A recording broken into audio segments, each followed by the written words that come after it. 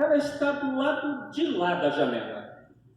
E se eu estou próximo da janela, eu consigo ter uma visão mais ampla daquilo que está lá fora. Se eu estou mais retirado da janela, eu tenho uma visão mais restrita. Se eu me achego para a direita, eu vejo a torre da igreja. Se eu me achego para a esquerda, eu vejo a praça da cidade.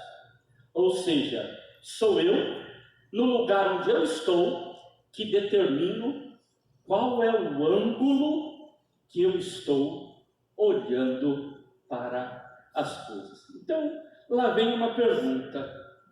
Temos 3 ou 4 madeiras? 4?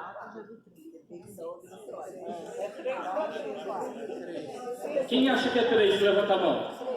Quem acha que é 4? Se você olhar de um ângulo, é 4. Se olhar de outro, é 3. Se olhar de um lado é 4, olhar de outro é 3. Tá difícil. É do ponto de vista. Depende do ponto de vista, mas é 6 ou é 9? Não, depende do ponto de vista. Depende do ponto de vista. Você já pensou uma pessoa que está lá em uma ilha, presa, louca por ser socorrida, e uma outra pessoa que esteja lá, náufrago, perdido lá no meio do oceano, uma desejando estar no lugar da outra? Um fala, terra à vista, e o outro está falando, não aguento mais ficar nessa terra, eu quero ir embora daqui. O outro está dizendo, salvação, vamos sair daqui. E o outro está dizendo, eu quero ir para aí. Depende do lugar onde nós estamos. Isso é um desenho em perspectiva, é um papel. Numa folha de sulfite nós podemos desenhar isso, mas a forma pela qual é desenhado, por ser em perspectiva, da ideia de profundidade. Não parece que dá para a gente colocar um vasinho lá naquela mesinha que está lá no fundo? Sim. Porque depende do jeito que nós olhamos. Esse senhor aí, barbudo, de chapéu, ele é alguém que parece não muito simpático. E de repente você fala, vamos dar uma voltinha? O que é mesmo? Não, não é um senhor de barba? Era. Como era? Eu só virei de ponta cabeça.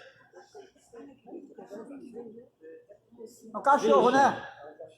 E às vezes nós olhamos para as coisas e já definimos rapidamente. Me ajudem a interpretar esse desenho. Esse rinoceronte, tudo que ele desenha o próprio nariz.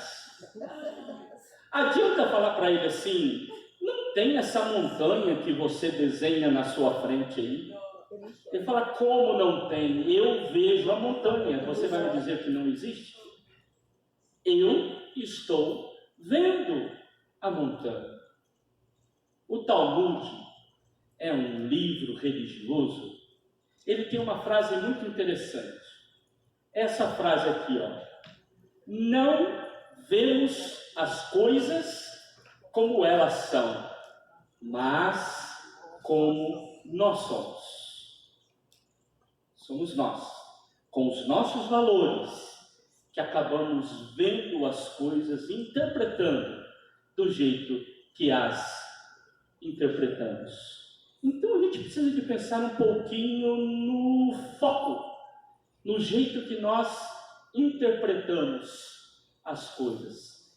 Esse ditado é bem conhecido, né? Os olhos são as janelas da alma e Espelho do mundo. espelho do mundo. Alguns dizem que é do Leonardo da Vinci. Não sabemos ao certo. Os olhos são a janela da alma, ou seja, por ele nós mostramos quem somos lá dentro. E daqui a pouco eu vou trazer até um texto bíblico que ajuda a compreender essa afirmação. Eu uso óculos desde os 10 anos. Quem usa óculos aqui? Levanta a mão. Pode abaixar. Quem não usa óculos? Quem usa óculos, empresta o óculos para quem não usa óculos um pouquinho. Tem alguém do seu lado aí? Troca aí. Pega o óculos do outro. Troca um pouquinho. Como é que fica? Melhora ou piora? Piora. Piora, mas você está usando óculos? Eu estou te dando um óculos e você fala que piora? Eu uso óculos desde os 10 anos. Comecei com 0,25. Cheguei a 3,75. Quando eu fiz 40 anos, começou a diminuir. Já cheguei em 2,75 e esse aqui já está ruim. E a gente descobre que se o óculos estiver acima do grau necessário ou abaixo do grau necessário, fica ruim para enxergar as coisas. Não pode estar acima e não pode estar abaixo. Precisa de estar no foco correto. E qual é o foco correto? Eu preciso de examinar, de cuidar, de ir atrás para saber qual a melhor forma de enxergar. Eu preciso de entender qual é a melhor forma para que eu ajuste esse foco e enxergue melhor as coisas. Quando eu digo que é para a gente olhar para a velhice com um outro olhar, porque a gente tem um olhar equivocado da velhice. Um olhar marcado por algo que chamamos de medicalização da velhice. Falamos da velhice a partir dos conceitos médicos. Então é o seu doutor que eu vou lá no consultório dele, que vai definindo a minha velhice. E aí eu falo, seu doutor, já não enxergo mais como antigamente. Já não sou ágil mais como antigamente. Antes eu pendurava um varal de roupa. Hoje não consigo fazer nada. E ele vai dizer, é por causa da artrite, artrose e assim vai.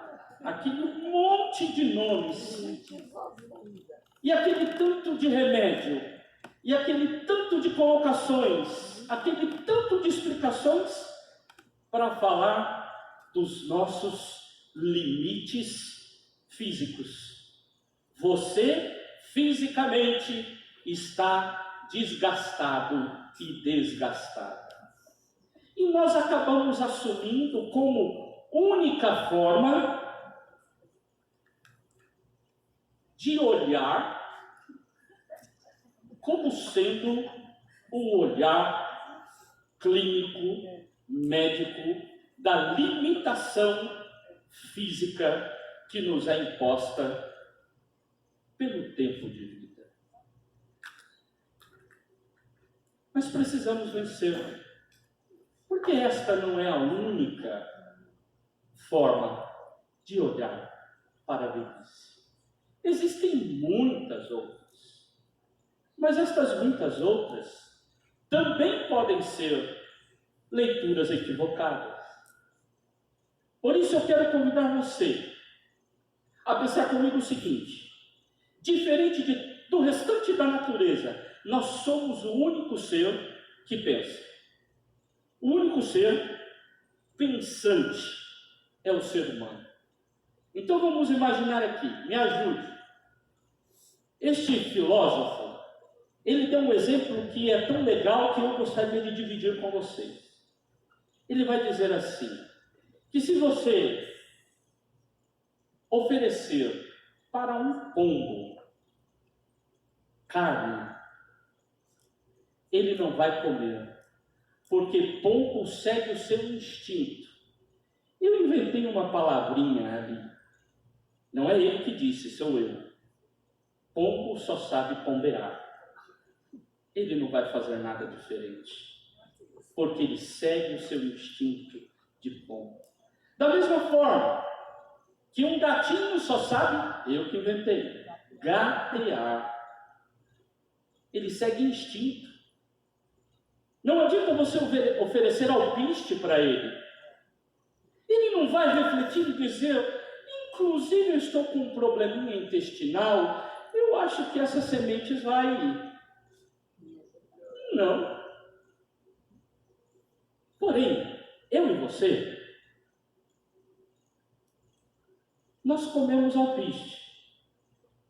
Tudo bem que a gente dá outros nomes para este alpiste. Nós comemos carne. Comemos alpiste, damos nome às vezes de linhaça. Comemos carne, cozida, frita, crua, assada, com cebola, com batata, o que vier, 3 palitos, não é assim? De quebra. A gente come o pombo e come o gato. Com a gente não tem problema. A gente resolve. A gente pensa e fala assim, eu posso inovar. Nós não seguimos instintos. Nós usamos a mente. E por que usamos a mente? Nós temos que decidir. E nós decidimos se queremos ou não queremos fazer alguma coisa. O que eu quero fazer? Eu tenho poder de decisão que o gato não tem, que o pombo não tem. O pombo não pode dizer, vou comer carne, já que é filé mignon e está caro. Eu e você vamos na churrascaria e falamos, hoje eu vou comer até. Nós decidimos se queremos comer e quanto comer.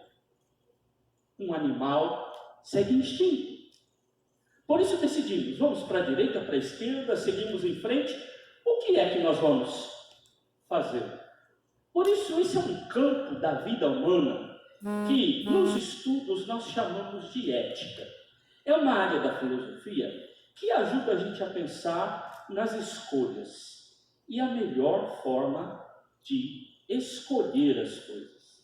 Já que estamos falando de olhar, que precisamos de pensar de que lugar ou de onde queremos olhar e de que forma queremos olhar, nós vamos ter que decidir e que jeito que nós vamos decidir isso.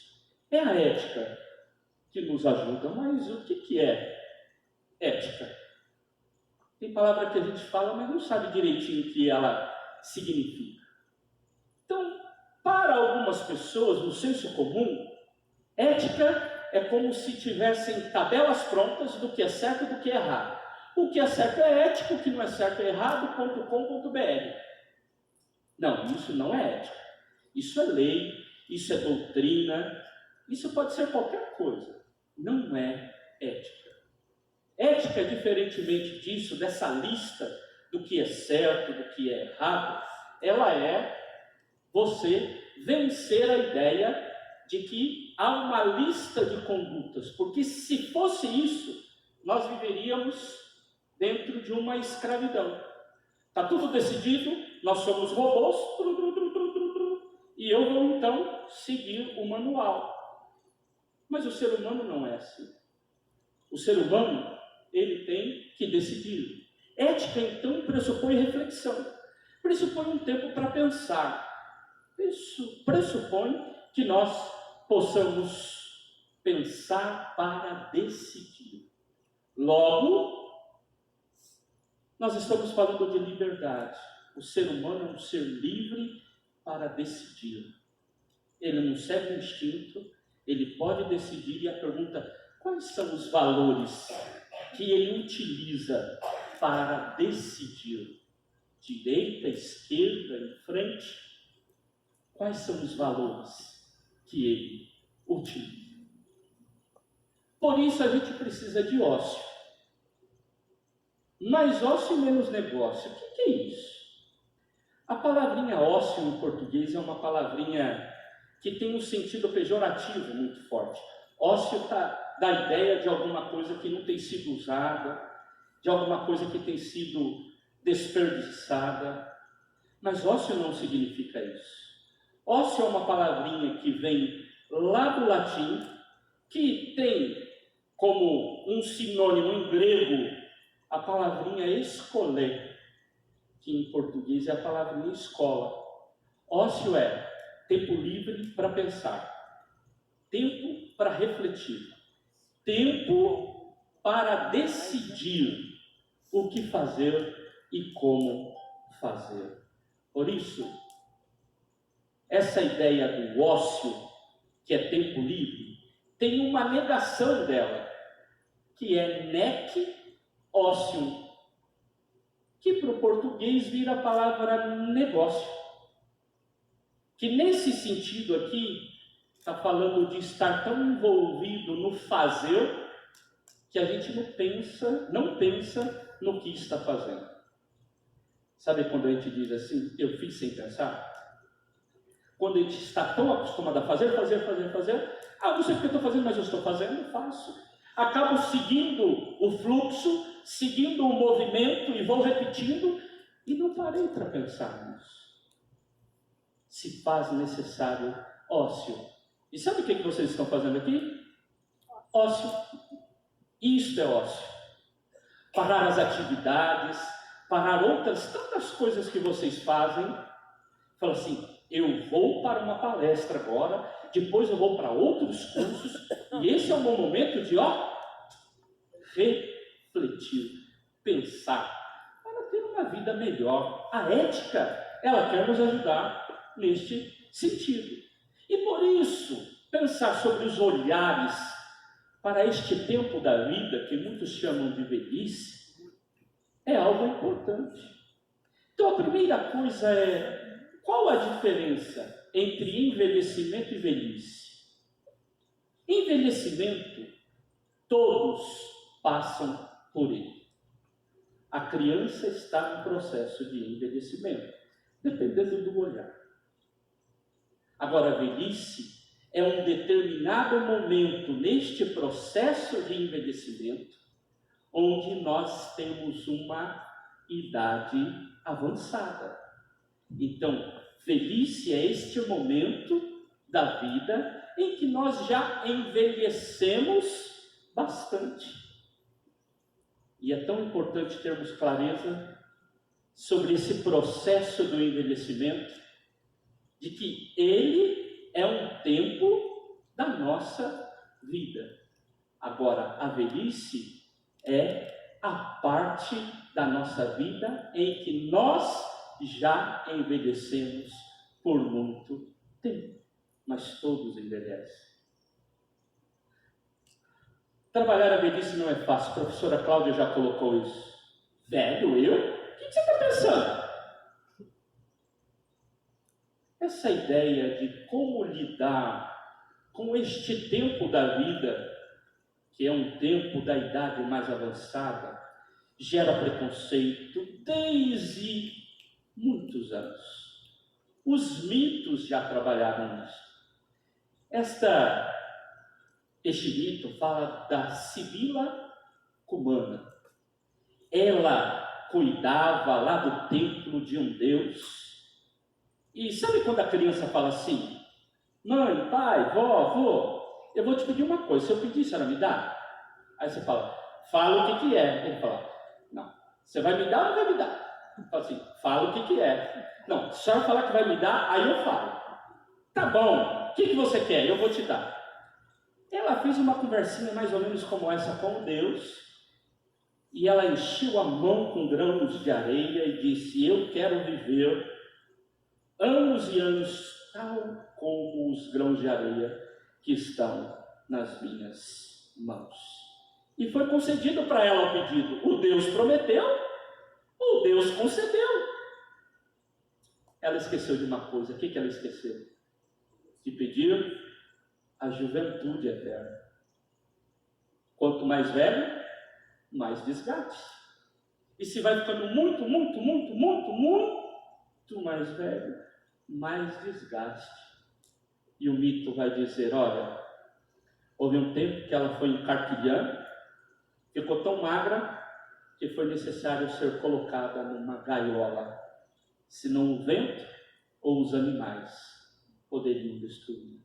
Isso aqui nós estamos falando de um tempo muito, muito, muito distante da gente, mas já trazia preocupação essa questão da velhice, como lidamos com a nossa velhice. Mas fica por aí?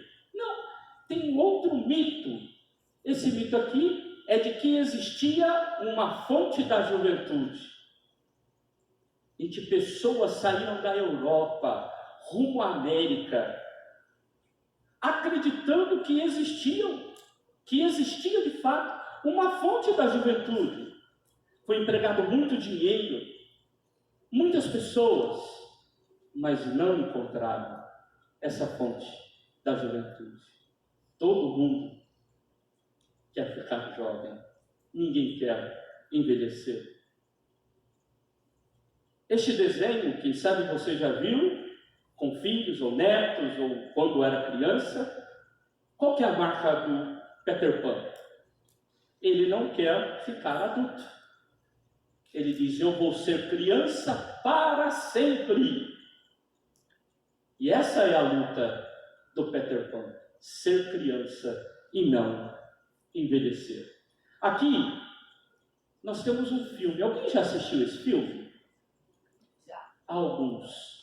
Esse filme conta a história de um homem que nasce com aspectos de 80 anos e, ao invés de envelhecer, ele rejuvenesce. E ele vai morar num lugar e conhece uma garotinha. Quando ele tem aspecto de idoso e ela de criança, ele vai rejuvenescendo, ela vai envelhecendo, até que num determinado momento eles ficam numa idade. Aí ela se torna a namoradinha, ele o namoradinho. Só que o processo continua. Ele rejuvenescendo e ela envelhecendo. Até que ele rejuvenesce tanto ao ponto de morrer. E ela então vai fazer o funeral dele.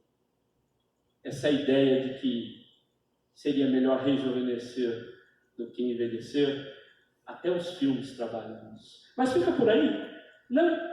Esse aqui é um outro filme, que é marcado pela literatura, né, que é transformado em filme, que conta a história de um rapaz que era tão bonito, que foi para a cidade, chegou lá, um pintor fez um retrato dele, ele bonito e o pintor fantástico, o retrato ficou lindo, a pintura ficou maravilhosa. E ele disse assim, quem me dera eu ficar sempre assim e o quadro envelhecer no meu lugar. Assustaram, né? Vocês estão muito quietinhos. Gente, e acontece isso, o quadro começa a envelhecer no lugar dele. Todo mundo na sociedade envelhecendo, todo mundo passando por esse processo, as pessoas ficando mais velhas, e ele sempre novinho. Só que ele precisou de tirar o quadro lá da sala e escondeu, porque ele tinha uma vida promíscua e o quadro foi sentindo tudo, tendo câncer, doenças, perdendo os dentes. O quadro foi se destruindo. O filme vai mostrando que há o desejo nas pessoas de não envelhecer. Então não pense que somos só nós. Muita gente deseja não envelhecer. E isso a arte, o mito já demonstra para a gente. Mas olha aqui, nessa busca da longevidade, nos últimos 50 anos algumas coisas têm sido possíveis. Ok? Antigamente, anos atrás, uma senhora de 40 anos tirava uma foto com os filhos, ela tinha lá, quem sabe, a sua vovó, né? Se você olhar as fotos, se é que a família teve condições, Ela, com 40 anos, era uma matrona, sentada numa cadeira com 20 filhos, e ela já tinha aspecto com mais de 80 do que nós temos hoje. Agora, os últimos tempos têm permitido algumas coisas para avançarmos em idade e para tentarmos esconder este processo de envelhecimento.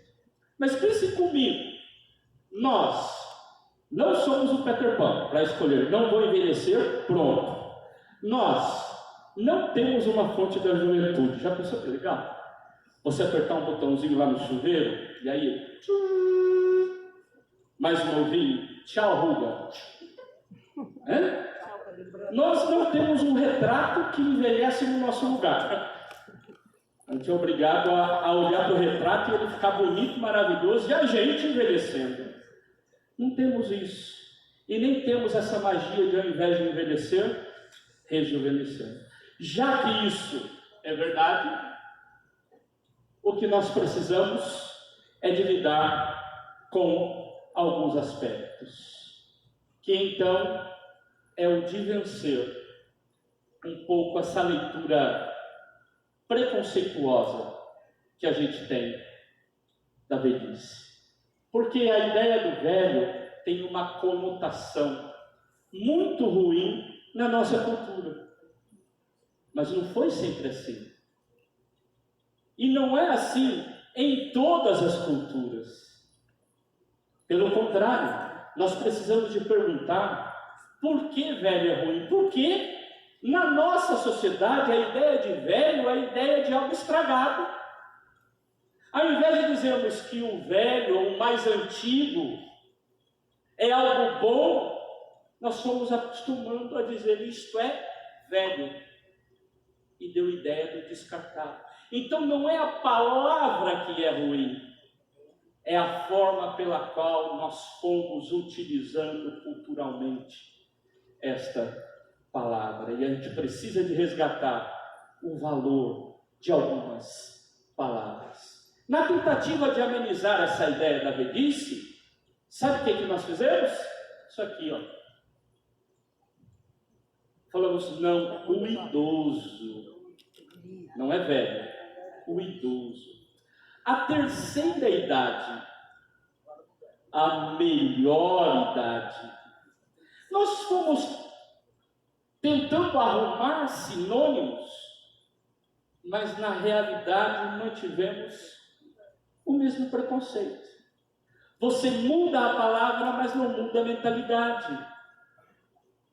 Então o problema não é a palavra, o problema é a forma pela qual nós entendemos este estágio da vida, este momento da vida. E aí dentro disso, a gente precisa de avançar. Vencer essas leituras caricaturadas que nós fazemos da velhice. Figuras estereotipadas. Infelizmente nós temos essa leitura dos idosos. Leituras que são preconceituosas. Olha a visão que o Mário Sérgio Cortella tem, que vai de encontro, não é ao encontro, vai de encontro com esse preconceito sobre o velho. Ele vai dizer assim: gente não nasce pronta e vai se gastando. Gente nasce não pronta e vai se fazendo. Eu, no ano que estamos, sou a minha mais nova edição, revista e às vezes um pouco ampliada. O mais velho de mim, se é o tempo à medida, está no meu passado e não no presente. Olha que leitura, que é o inverso do que muitas vezes se faz. Se há algo velho em mim, é aquilo que ficou lá atrás, porque o que eu tenho hoje é o que eu tenho de mais novo na minha vida, no meu caminho. A gente tenta negar a nossa velhice. Agora, tentar se cuidar, tentar não, né? Se cuidar, fazer o melhor, cuidar da nossa aparência, cuidar da nossa... Isso não é problema nenhum. O mal é em eu não me aceitar enquanto pessoa.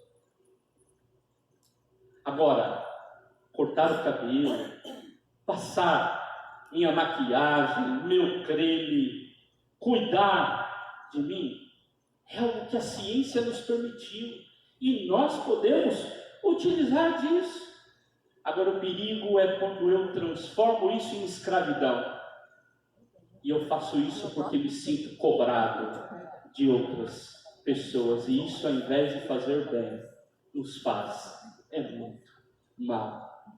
E aí a gente vai em busca até de algo que é lá de um animal, uma bactéria que vem da vaca, para poder melhorar os nossos aspectos. Como a gente trabalha isso? Cuidar de nós, mas cuidar porque queremos cuidar da nossa vida e da nossa saúde, não porque sentimos cobrança da beleza imposta por uma cultura que ajudavam a liderar e a cuidar da sociedade. Na época do Novo Testamento, nós vamos falar desse sinédrio, que era composto pelos anciãos, que tinham responsabilidade no cuidado das pessoas. Quando olhamos nas cartas de Paulo, Paulo fala sobre a importância dos presbíteros. Presbíteros eram os anciãos da comunidade que cuidavam da liderança daquelas comunidades que nasciam. A Bíblia Sagrada, ela nos dá um exemplo de forma de tratar a velhice e os velhos, os idosos, os anciãos. A Bíblia vai falar que as cãs, ou seja, o cabelo branco, é coroa. Claro, se eles pudessem pintar o cabelo na época, eles não iam falar das cãs, mas iriam falar do cabelo do idoso. Mas respeitar as pessoas mais velhas. Só não chega na velhice quem? Espero ficar velho. Mais velho. Porque só não chega na velhice quem morre cedo. E a pergunta é, como você olha para a velhice? Porque a gente fala do preconceito dos outros. E o seu preconceito? Pense que a sua história é uma história que pode ser bonita, se você conseguir enxergar essa caminhada. Você está onde está hoje porque você tem uma história, uma trajetória. Eu gostaria de mostrar algumas fotos, que você pudesse pensar um pouquinho a partir delas, na sua história, no seu passado, na sua memória. Olha que interessante.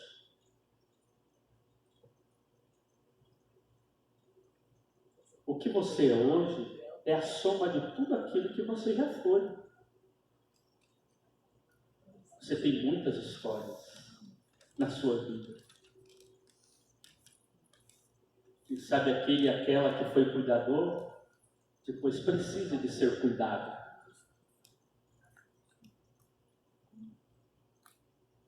O tempo vai passando, mas a nossa história, ela vai se acumulando.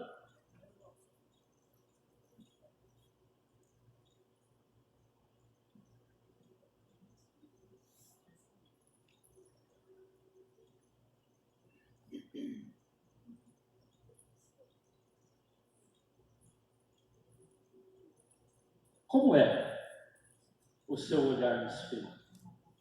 É só do agora?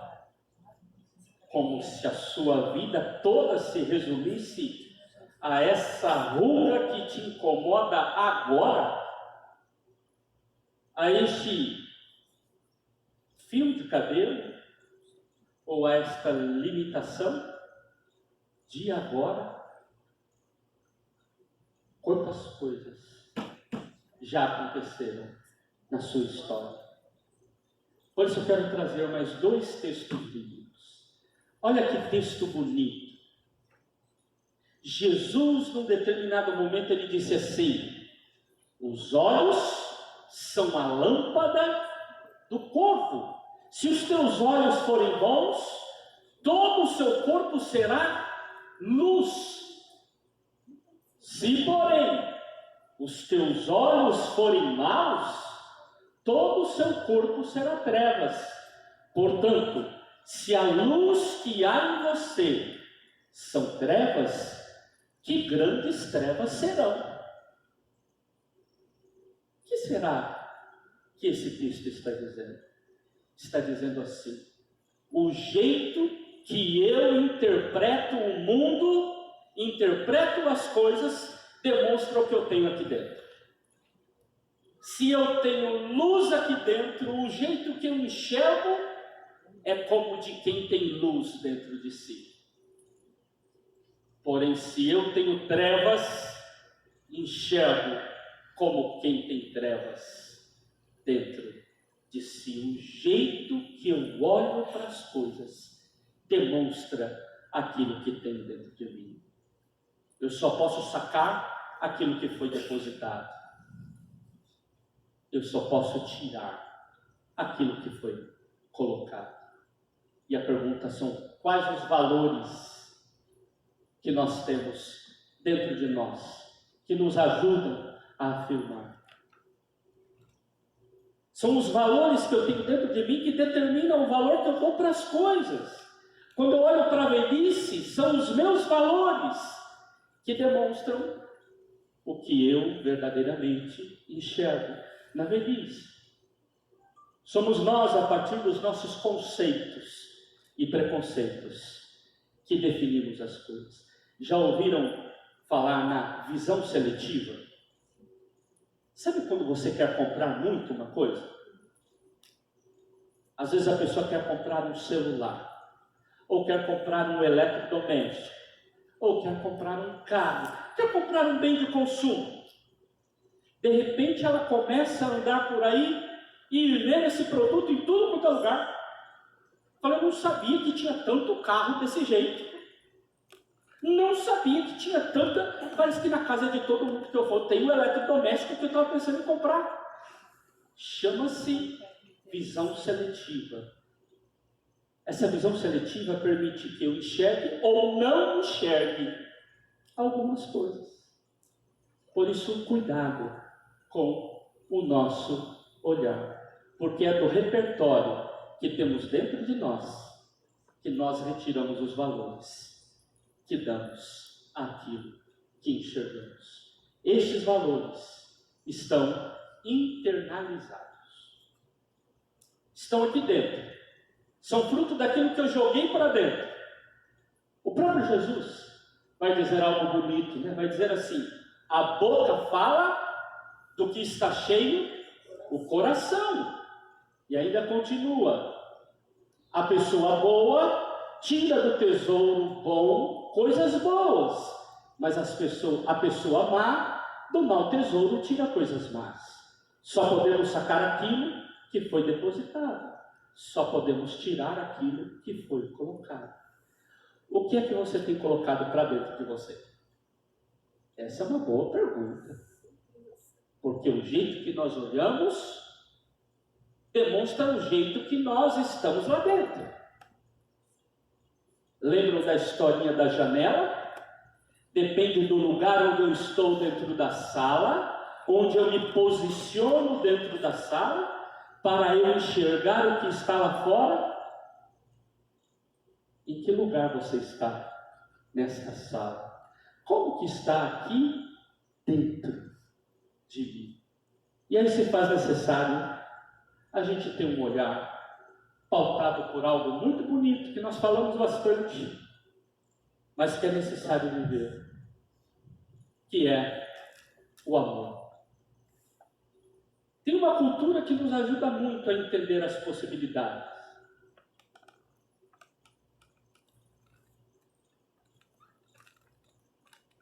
A cultura grega pode nos ajudar a entender um pouquinho sobre possibilidades de amor.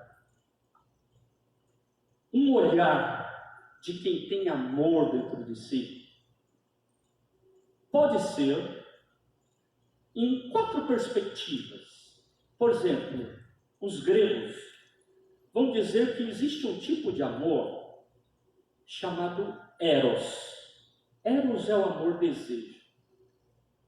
Essa palavra em português erótico, que dá a ideia de sexual, não representa bem o significado de eros. Eros é desejo. É aquilo que eu quero muito, aquilo que eu desejo muito. Tem gente que tem um amor eros por um iPhone 10. E ele deseja tanto esse celular, deseja tanto este bem de consumo, que a vida dele gira em torno disso.